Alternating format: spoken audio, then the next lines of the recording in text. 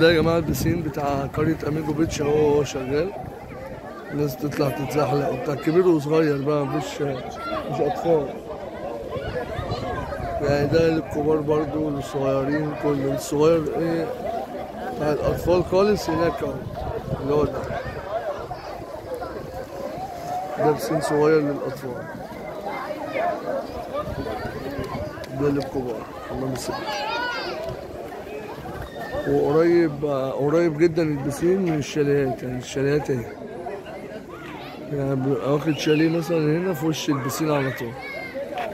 كل دي شاليهات لحد البوابة بره، وهنا البحر قريب اهو، بتطلع السلالم ديت ايه بتنزل على البحر على طول والعكس. يلا كلمونا بقى وان شاء الله مصيف سعيد على الجميع.